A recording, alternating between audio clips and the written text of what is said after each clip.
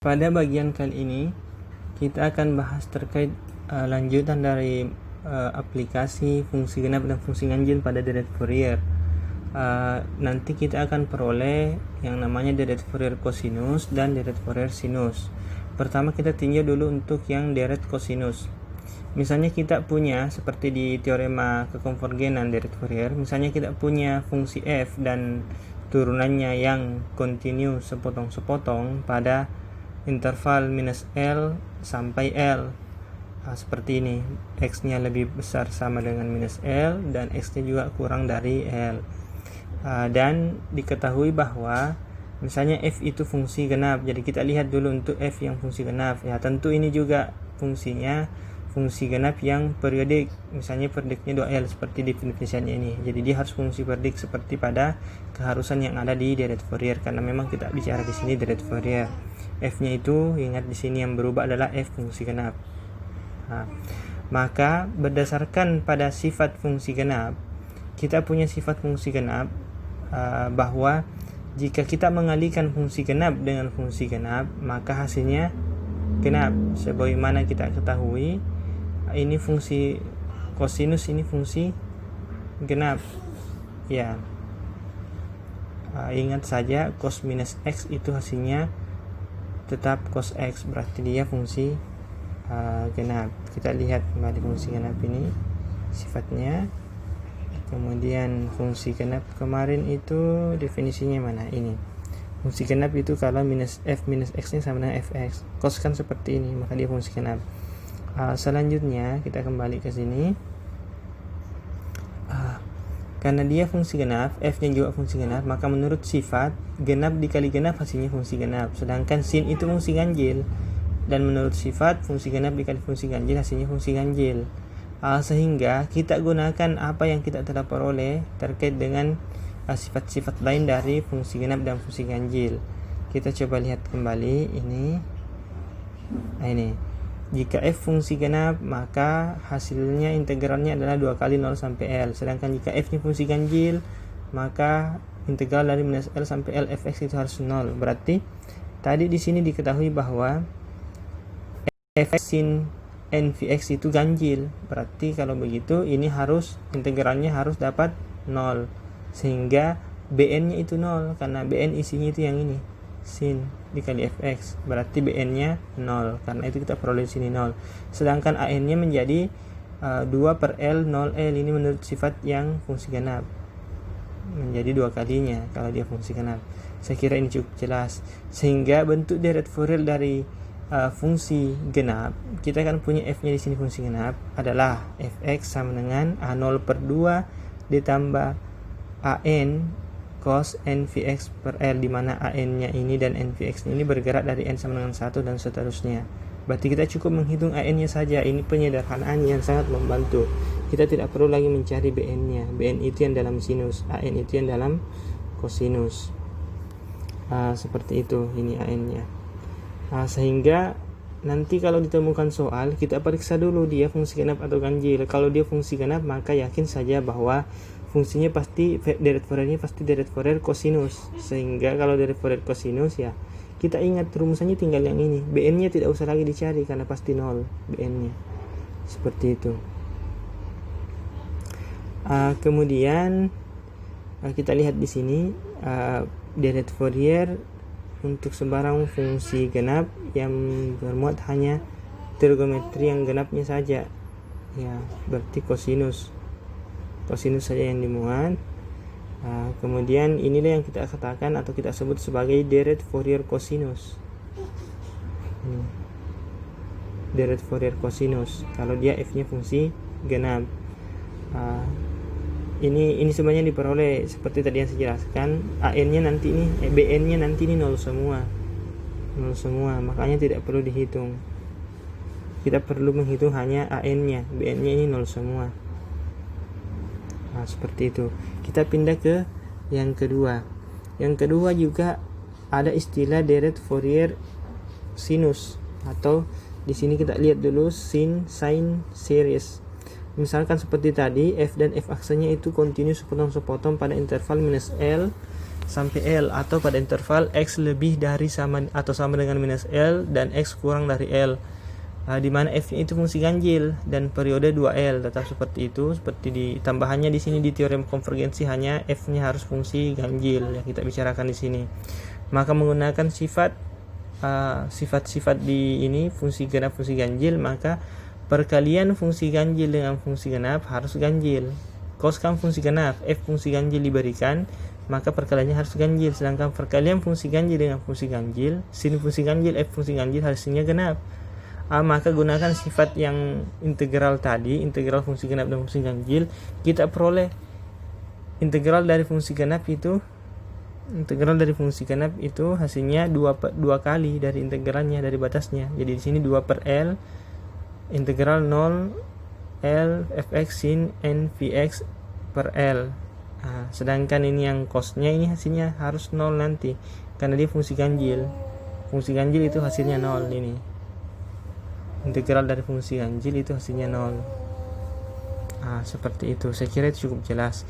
Akibatnya kita peroleh deret Fourier-nya. Kita sudah peroleh deret Fourier-nya itu.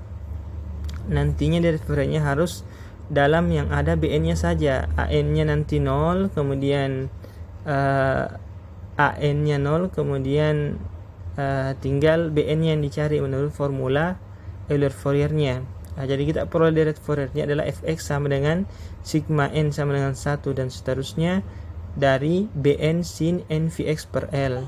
Inilah yang kita sebut kemudian dengan deret Fourier sinus.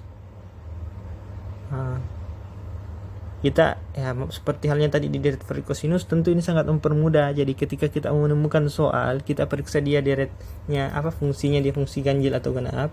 Ketika kita temukan bahwa ternyata f-nya fungsinya adalah fungsi ganjil, maka yakin saja bahwa nanti deret Fourier-nya itu adalah deret Fourier sinus. Artinya tidak perlu perhatikan kosinusnya. Atau dengan kata lain, kita hanya menghitung atau mencari Bn-nya saja untuk koefisien di sini. Tentu itu sangat mempermudah dalam pengerjaan soal-soal. Kecuali kalau dia tidak masuk genap, tidak masuk ganjil, maka ini tidak bisa digunakan. Seperti itu. Saya kira ini cukup jelas penjelasannya. Kita coba cek ininya. Bagaimana dengan contohnya? Misalnya, seperti itu dulu. Contohnya, ya kita langsung saja contohnya kalau begitu. Misalnya kita lihat contoh pertama di sini. Katakan kita punya fungsi fx sama dengan x yang didefinisikan pada interval minus L sampai L, dengan catatan nilai f minus L dan nilai fl-nya itu 0. Jadi sini 0. Saya perjelas di sini. Di sini ada nilainya 0. Ini fl-nya di sini, f minus L-nya di situ. Seperti itu. Jadi periodenya adalah 2L juga. Selanjutnya misalnya kita definisikan, pokoknya didefinisikan di tempat lain sehingga periodenya 2L. Fungsi yang seperti ini biasanya itu kita namakan sebagai fungsi sawtooth wave atau gelombang. Kalau ini sepertinya dia gigi gergaji. Jadi mungkin karena bentuknya mirip dengan matanya gergaji, gigi matanya gergaji itu, makanya ini dinamakan sawtooth wave. Mungkin seperti itu alasannya. Selanjutnya kita lihat bagaimana bentuk Fourier-nya. Kita periksa terlebih dahulu fungsi fx sama dengan x ini masuk fungsi ganjil atau fungsi genap. Saya kira cukup jelas bahwa dia masuk fungsi ganjil. Iya, dia masuk fungsi ganjil. Kemudian karena dia masuk fungsi ganjil, maka tentu nanti didapat ininya deretnya hanya deret sinus seperti ini, ganjil. Untuk mengapa dia fungsi ganjil itu sudah dipelajari sebelumnya. Di sini kelihatan bahwa dia fungsi ganjil seperti itu. Baik, karena kita sudah tahu bahwa dia fungsi ganjil, maka tinggal kita cek nilai dari Bn-nya. An-nya pasti 0. Setelah kita lihat sifat yang tadi deret Fourier cosinus sama deret Fourier sinus, ini pasti hasilnya adalah deret Fourier sinus. Berarti kita punya fx-nya adalah 2L per L sigma sigma n sama dengan 1 dan seterusnya. Di sini bn-nya yang kita hitung sin n Vx per L. Bn-nya ini di sini 2 per L, ini menurut karena dia fungsi ganjil, maka bentuknya seperti ini, 2 per L fungsi ganjil, f-nya fungsi ganjil, kemudian sinus itu fungsi ganjil, maka hasilnya ini fungsi genap. Karena ini x sin n Vx per L ini fungsi genap, maka dari integral minus L sampai L ini berubah menjadi 2 kali integral 0 sampai L seperti ini. Dengan perhitungan integralnya kita akan peroleh hasil seperti ini. Diperoleh 2 per L NV min 1 pangkat N tambah 1 untuk N nya sama dengan 1 dan seterusnya. Seperti itu. Akibatnya kita sudah peroleh deretnya. Deret Fourier-nya adalah seperti ini. Fx sama dengan 2L per V N dari sigma N sama dengan 1 dan seterusnya min 1 pangkat N tambah 1 per N sin N Vx per L. Kita periksa fungsi f ini. Fungsi f ini kan tadi tidak kontinu di 0, di minus L dan L, dan begitu juga dengan periodiknya, atau bisa dikatakan tidak kontinu di minus L, di minus 3L, di L, di 3L dan seterusnya. Ini bisa ditulis seperti ini. Kemudian di titik ini deret Fourier-nya ini konvergen ke raratanya seperti yang kita lihat di teorema kekonvergenan deret Fourier. Berarti titik ini di titik diskontinunya ini pasti dia konvergen di rata dari limit kiri limit kanannya di situ. Di sini kan limitnya L dengan minus L di sini. Maka kalau seperti itu rata-ratanya adalah 0. Berarti dia konvergen di 0 di situ. Deret Fourier ini konvergen di 0 untuk S sama dengan L. Kita bisa sebenarnya substitusi di sini Lx-nya, masukkan L di sini, maka didapat sin di sini nanti sin NV. Sin NV itu kan 0 hasilnya, makanya di sini Fx sama dengan 0 di titik-titik diskontinunya. Seperti itu. Kemudian misalnya kita mengambil deret ini sampai di N sama dengan 9 saja. Ini untuk melihat bentuknya.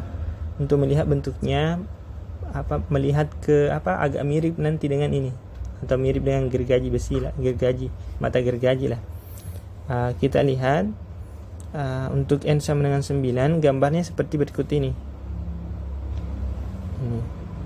Gambarnya seperti itu. Di sini dapat dilihat bahwa gambar ini betul-betul hampir mirip dengan mata gergaji. Ini masih kelihatan bergerak begini smooth dan mendekati bentuk fungsi tadi yang kita mau buat deretnya. Ini kan semakin kita buat N-nya semakin besar, itu makin semakin halus hasilnya ini. Tapi dia pasti selalu melalui ini minus L dengan L di sini, atau melalui 0, minus L,0 dan L,0, karena tadi kan deret Fourier berdasarkan teorema konvergensi deret Fourier itu pasti dia melalui rata dari limitnya. Seperti itu. Sekarang kita lihat pada contoh ini kan F minus L dan FL itu didefinisikan di 0, sehingga F0-nya demikian juga F0-nya juga didefinisikan di 0 di sini. Di gambarnya bisa dilihat ini. F0 di sini 0. Didefinisikan di 0 juga 0-nya.